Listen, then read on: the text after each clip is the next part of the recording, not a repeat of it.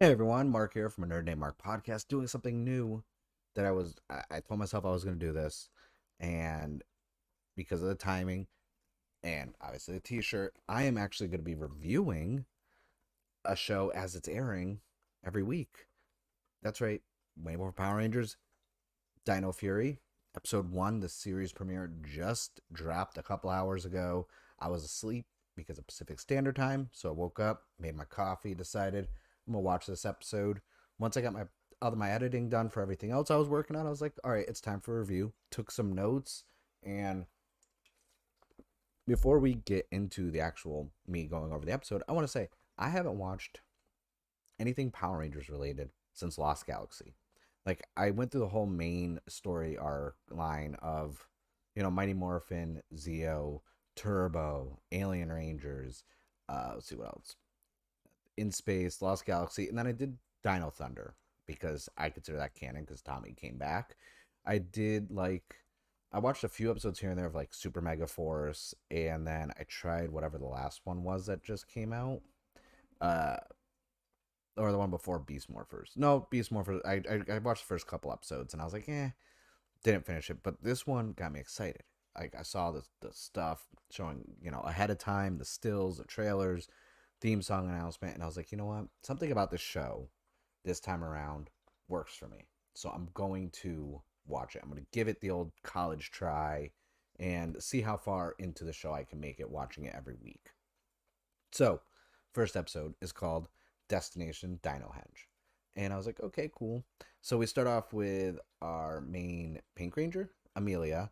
She's going into work at a place called Buzz Blast, which is basically BuzzFeed. She's a reporter, so like her boss was there and they saw like a little clip of her trying on like neon lipstick and this that, and there's kids skateboarding around and whatnot. So it seems like it's very young, uh news based, you know, thing. They even mentioned it seemed like it was like YouTube style because like you heard like and comment in the background. So it's like, all right, it's modern. I get this. So she's trying to convince her boss to let her go investigate Dinohenge in the forest. Meanwhile, her boss brings up aliens and ghosts because obviously she's into ghosts. Because it pans to her now in the forest narrating to like a GoPro on this device that she's using to detect and hunt down ghosts. So obviously she's big into ghost hunting, and she's saying this is the first time she could prove and actually capture a ghost and prove ghosts are real. So I was like, all right, I like this already because I like ghosts and aliens and stuff like that. So I'm like, all right, this is a character I can get behind. This is a character who has my support. I will stand Amelia 100%. That being said, she sees something show up on the thing. It's a blur. It's moving fast. She shoots a net out of it, which I was wondering because like if it's a ghost, you're gonna catch it in a net. Like I didn't question it. I was like, all right. She captures our soon-to-be other Power Ranger in a net, and she goes to release it and electrocutes him. Uh, Very entertaining. Right off the bat, I was like, that thing moved by fast on the little screen she had. There's no way that was him moving, especially if this is supposed to detect ghosts. Why would it detect a human, you know? So right at the bat, I was like, okay, something else is out there. There's definitely something else. So, they're talking, walking, they make it to Dinohenge, which is this circular thing of basically Stonehenge style statues, carvings of various dinosaurs. And right at the bat, I'm like, that's a saber-toothed tiger. There's a T Rex, and I'm like, okay, is this some nods to Mighty Morphin? Because the rumor is this is in the main storyline, and anytime they say main storyline, that means Mighty Morphin, like OG Power Rangers. So I'm like, okay, because if that's the case, Power Rangers already existed. So there's going to be like not a meta fourth wall. There is going to be the acknowledgement of Power Rangers outside of the actual Rangers themselves, and I prove myself right as the episode goes on. So we meet Ollie's mom. She's, scanning the area too. She has a drone, goes up in the air, scans the statues, their eyes light up, and I'm like, okay, this is how things get activated. And then they detect that there's a base underground. All of a sudden, Park Ranger shows up, or Warden or whatever, and she calls him Warden Buzzkill, and even the mom says that, and he says whatever his name is. I didn't take a note what his name was, because I know he's going to probably be actively in the show as kind of like the deterrent slash comedy bits. So, and I'll read right off the bat, like the comedy in this is not like slapstick or forced or cheesy. It's usually more reaction based and dialogue based, which I like. I think that's smarter than the how OG Power Rangers was with Bulk and Skull, like bumping into each other, like that old school, like Three Stooges style humor. So, and yes, I've been making a lot of older Power. Like, I haven't watched a lot of newer Power Rangers. Like I said, when it comes to my Toku stuff, I'm big in Kamen Rider, and from a U.S. North American standpoint, I mean, I haven't consistently watched Power Rangers in over a decade. So, and I'm 35, so just to give you an idea of my age and like where the demographic and where like I grew up. So, like, I was 5 or 6 when Power Rangers first came out. So that's like, where I'm at. So, uh, Park Ranger shows up, goes to kick him out. Ollie's mom leaves with him. I assume, just to be like, hey, let's. I have papers. Like, I could be here. I'm a scientist. Stuff like that. Then, all of a sudden, this. I want to say this. He, because of the sword he has, I'm assuming he's almost like a Power Ranger because he has kind of like the Dino Fury sword, and he blows up an entranceway to go down into the underground lab area. Mind you, Ollie and Amelia are hiding. They're watching this, and I don't know about you guys, but for me, I see that stuff. I'm not following. Honestly, I'm not. I'm gonna be like, okay, the guy has a sword, suit of armor. I'm a human flesh meat bag. I'm not going after him at all. So they follow him, obviously, and they watch him. And he's now down inside there, and there's this humanoid dinosaur type character because this character is now the Void Knight. That's the name. And he's searching for something called Sporix or Sporax. And this dino humanoid cyborg character is trying to stop him. He's like, where's the power supply? Where's this power source coming from? Blah, blah. And no selling it, not telling him.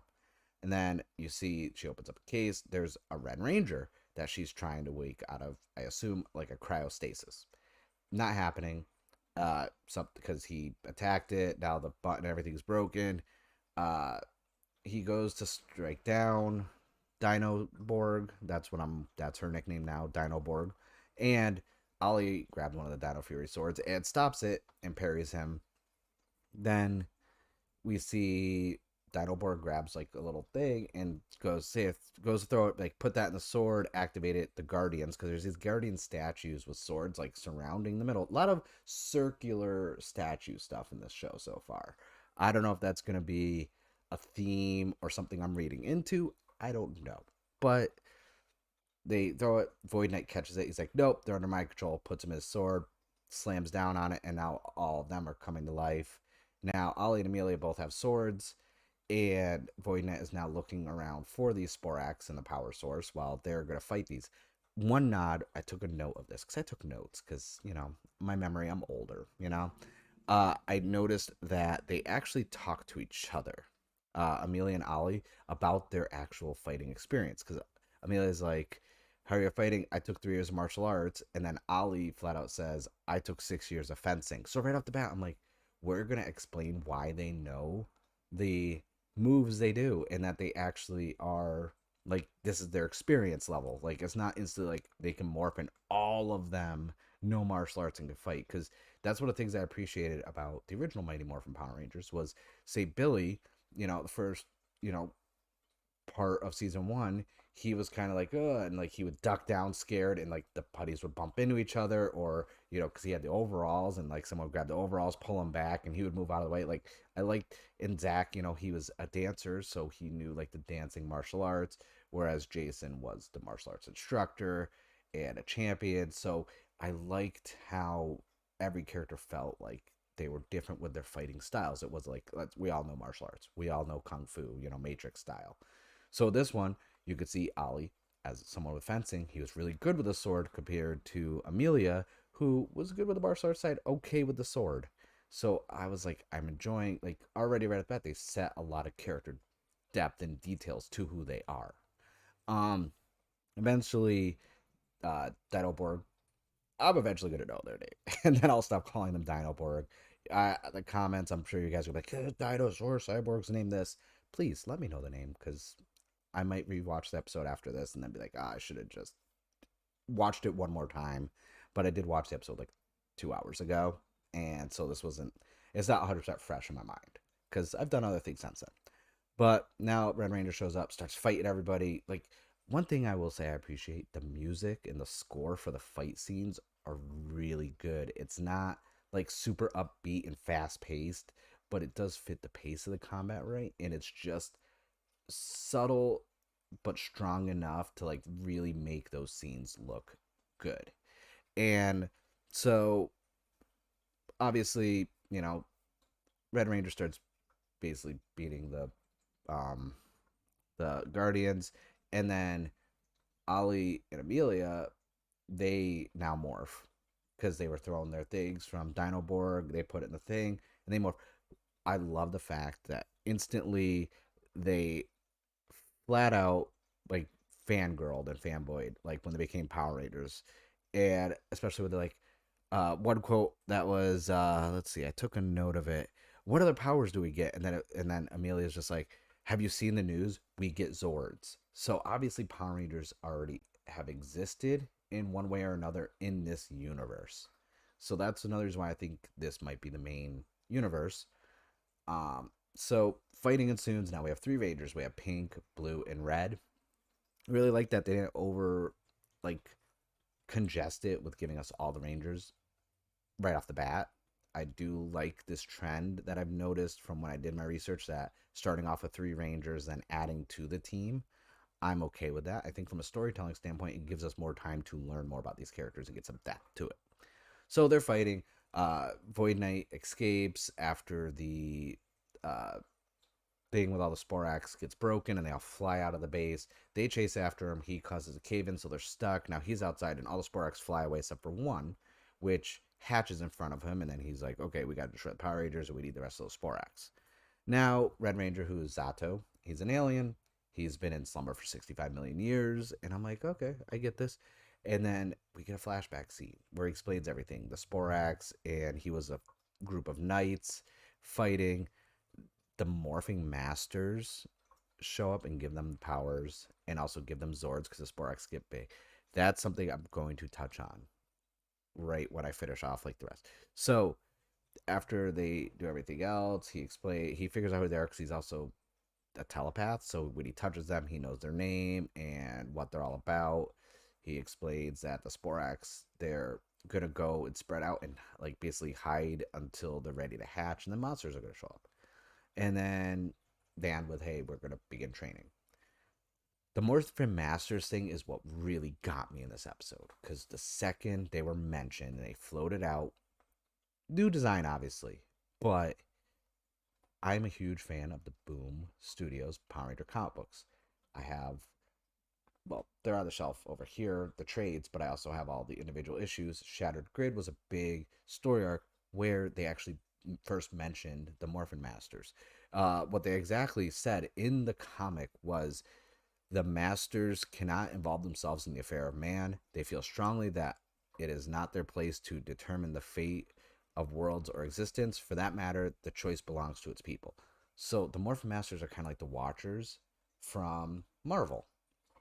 And there was an arc after Shattered Grid where Kyle Higgins was no longer writing the comic. They had another writer come in before Ryan Parrott took over, and they had an arc called Beyond the Grid, which had, the Solar Rangers more in space, like less grounded, just to kind of like tie up all loose ends of the grid and kind of explain the multiverse.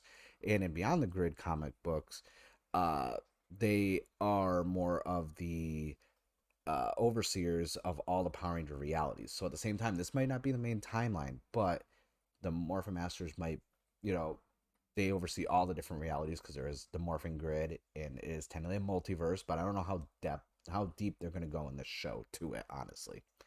Um, so I really enjoyed this episode. Honestly, like the Morphin Masters is what's going to hook me right now. Honestly, that's going to keep me on the line to watch this because as a fan of Shattered Grid, Beyond the Grid, in OG Power Rangers, if this is main storyline, main universe, it's gonna be good. I because there's a lot I question, especially after Shattered Grid and Beyond the Grid from the comic book standpoint. I like the idea of a multiverse. I like the fact that there's a morphin grid and morphin masters. And they weren't fully in the comic book like a lot. It was just kind of like subtle nods and shown.